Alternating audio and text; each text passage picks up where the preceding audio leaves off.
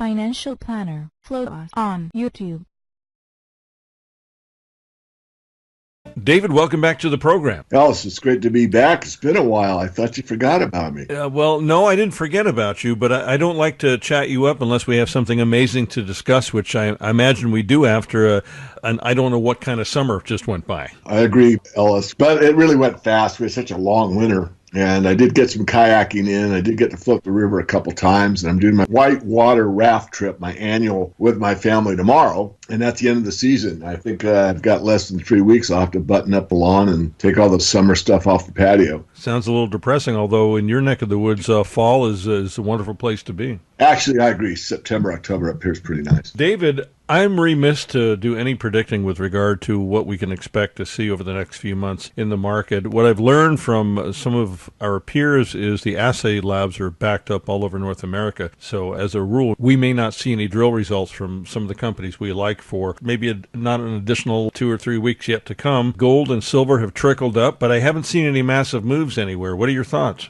Yeah, we're grinding up slowly. The dollar's been on a tear to the downside, and that's certainly helped the gold market. Additionally, the stock market looks extremely overvalued, and it has been for some time. But it continues to be in that range. It's been under the ability of the smart investors, the smart money, to move and distribute their stock into the weaker hands. I think we're getting ready for a fall in the fall, but we'll see. If that's the case, gold is actually more negatively correlated to the stock market than it is the dollar, believe it or not. So, in other words, it's more likely to get a boost to the upside on a falling stock market than it is on a falling dollar, although they both play into the gold movement. And I think the big shift has taken place, Ellis. I mean, as far as the next few months, I think higher in gold and lower in stocks. But I also believe, and I can't state I know, but all the indicators that I use and believe in and have proven themselves indicate that the shift is taking place, which means we're moving from equities back into precious metals. And that's a huge thing to know about, because that means we have a sustainable rally in the metals for, let's say, the next 3 to 5 years, perhaps. And basically, the equity markets are something you want to be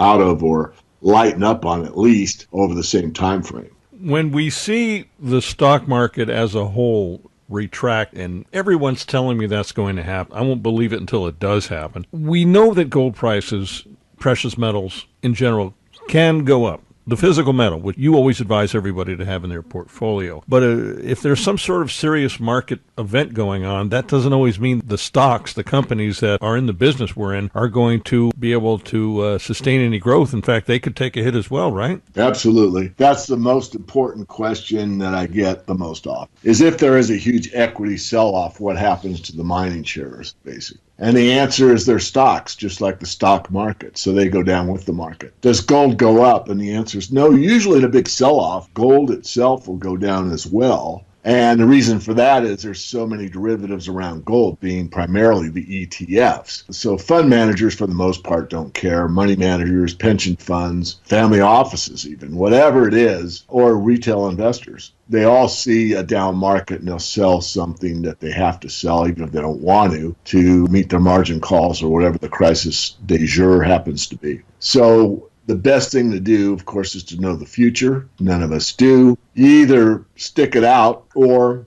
protect yourself ahead of time with options. You can do that. Or you can cash up and be ready for a fall. But normally what happens in an equity fall off, since gold is the most negatively correlated, is just basically wait it out or take advantage of the dip. And gold usually will pop up first. And that's exactly what happened in the 2008 financial crisis. Gold did go down. Silver went down. All equities went down. But the first one off the mat was gold, then silver, then the mining equities. And they all did quite well. Of course, the general stock market came back as well, as we all know. I mean, from 2009 until present day, it's been the longest sustained rally in stocks in probably ever, as far as in the U.S. So the metals are very unloved. Only the smart money is starting to move back into the precious metals and the resource sector in general. But they're starting to make headlines. People are noticing that gold's at a 12-month high. People are noticing that the energy metals like cobalt, lithium, vanadium are important. People aren't really talking rare earths or uranium these days. The zinc story's out. We were the first ones on that. The zinc market's getting very tight. Copper is performing quite well. So the resource sector in general is starting to firm up, even though very few people are paying attention to that sector. So would you advise some profit taking in some of the long-term holdings that investors have been involved in for the last several months and cashing up and then being prepared to take advantage of either or both potential dip that's coming or some great opportunities still around?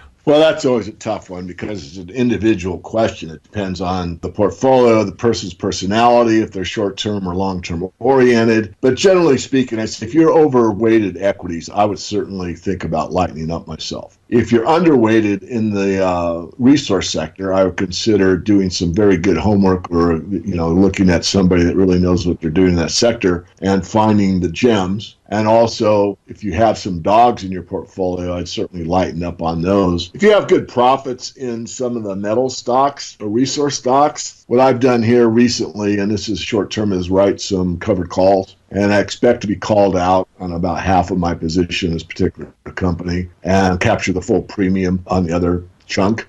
And that's a good way to do it. Very volatile, but very well-known NYSE silver company, actually. And, you can make 15% in a month. It's kind of hard to pass that up. And, of course, I gave that out to our members and let them know I was doing it, which I do almost all the trades that I do. But it depends, Ellis. I should give you a better answer. But if you're unsure what to do, I'd say when in doubt, stay out. Just stay in cash. There's nothing wrong with cash. I know I beat up the fiat currency system all the time, but it is what works and it is what we have and it is the tool that we use as of right now. So if you're sitting on a pile of cash and, oh my goodness, David thinks the market's going to this or that, and that's true, doesn't mean you have to take any action. You might just wait. If I was sitting on a lot of cash right now, I would wait. I would wait through all of September and all of October. Now, during that time frame, I might change my mind. And if there's a huge sell-off in the stock market and I say everything go down, I'd probably, depends how aggressively, take like maybe half the cash and start buying aggressively into the resource sector, particularly probably in the energy metal space. I leave lithium out of it. I would be in the primary golds and silvers. I'd probably look at like our zinc situation and one that we just reported on last month that has a great copper exposure to it. So anyway, that's what I would do. So I wouldn't jump in and say this is the bottom. I know I've been burned too many times thinking I can pick a bottom. But buying half a loaf of bread is better than buying none, because if it does happen to be the exact bottom and it's very brief, at least you've got a pretty good position. Why aren't we seeing the kind of activity in the copper space with regard to small cap public companies that we've seen in the energy space, when really copper is more crucial than anything and the supply in the ground is not coming out of the ground to meet the demand now or the upcoming demand? Because there's a ton of copper out there. I'm not that bullish on copper. Okay. I'm much more bullish on zinc. But the price is the price. But no, I'll answer your question because you asked. There are all kinds of big gold deposits. In fact, this gold company that David Smith just took a trip to and got the video of and everything we do at the Morgan Report has got a huge, it's a gold copper project basically. And there's a lot of gold copper projects out there. So there's a lot of copper that will be either a byproduct of a gold mine or copper is really the primary product, but it's advertised to be a gold mine or a silver mine. Let's take mines management, for example. Something that was on our list. We took it saw it go from $1 to $10. We got out at $8. I thought it'd be cute to get back in after it's going to become a mine. And I think we got in at $1.30. I mean, my members can tell me I'm wrong. Took a big, huge profit off it, waited years, got back in it, and it was eventually bought out by Hecla Mining. But that is really a copper silver project. It's not so much a silver project. Depending on a good high price of silver, yes, it's a silver mine. Why?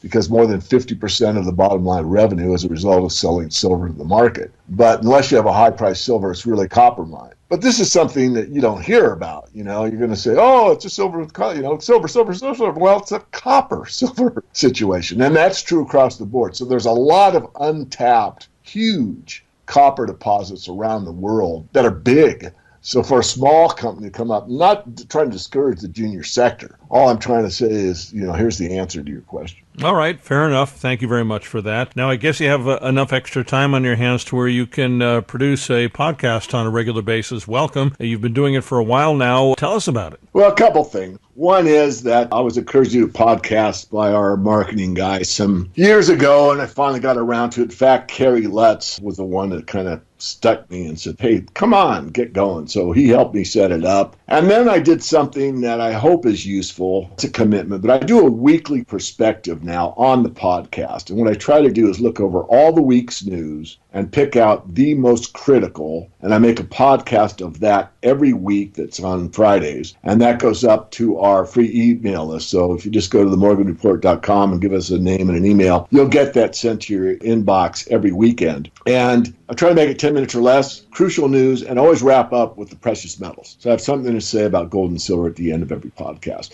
This saves people a lot of time. It's a free service. It takes my time and energy, but nonetheless, it's something. So it seems to be capturing somewhat of a following, but anyone that's listening to the Ellis Martin Report, certainly please forward that information to anyone that's interested in listening to podcasts. Again, I try not to waste anyone's time. It's pretty direct. Hi, it's David here. It's the week ending, blah, blah. And I shoot it out straight out. Most of the time I do a video of it, but the podcast is the most important. There is usually like backup. In other words, I'm showing the documents that I'm referring to, so there's no and it's opinion as well as fact. I bring up the fact and give you the opinion on, let's say, the article. So it's really been kind of fun, but it's tough when you're traveling. But I made the commitment, so, you'll be hearing me from Stockholm and Australia and New York and San Francisco, and that's the next 4 trips, and I got about 3 more on top of that I can't even remember. Are you heading down to the IMARC conference in Melbourne at the end of October? I am. Yeah, I'll be there. That's fantastic. I have not been to this conference, but I really like that group and the folks that put on Minds and Money globally as well. So perhaps we will do another follow-up interview specifically about that before we both head out there in a few weeks. Good. That'd be wonderful. And by the way, I think a lot of Kerry Lutz, I don't mind saying this publicly, almost as much as I think of you, and I think whatever advice he's giving was really, really good. You've got a large following. I encourage all of our listeners to find your podcast. And how can they do that? Yeah, I think the easiest way is to just go to Google and just type in the Morgan Report podcast, and it'll probably bring you up. If you just want to go to the website, the Morgan Report, you can read our blog. I usually blog once a week, and there's a menu at the top that says blog podcast. One's for the blog, obviously, one's for the podcast. So you can get it from the website as well. But I think most podcast people are pretty independent. All you have to do basically is, Google it, and then I guess you bookmark it or subscribe to it or something like that. And that's how that works, I'm pretty sure. Well, David, it's always a pleasure to speak with you. I wish you all the best. Thanks so much for joining me again on the program today. Yeah, I missed you. It's great to be back. Thank you.